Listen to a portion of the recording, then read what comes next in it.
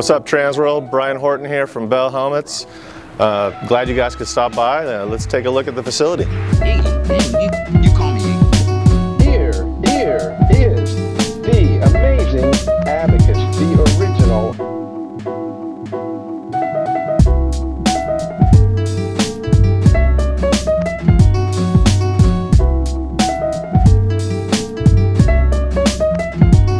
So what happened in this case, you know, there was a half-size clay that was created from the Motor 9, and then we scanned that and we brought that in, and then we sculpted that in the computer based upon the gesture created in clay.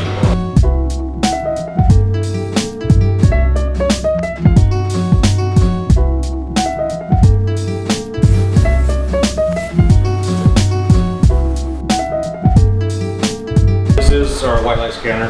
You may or may not have seen the Touch Probe digitizer.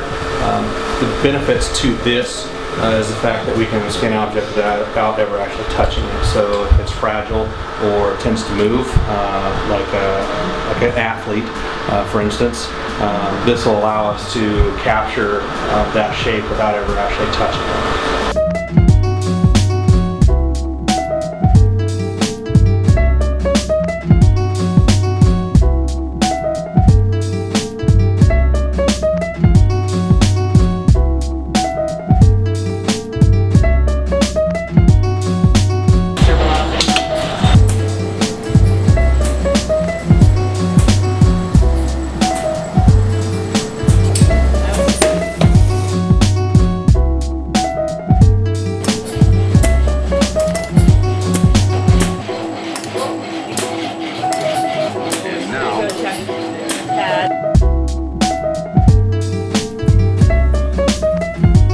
So right now I'm evening out the tone, trying to get them all to the same note. And if it wasn't for these headphones, I don't know if this would be the same.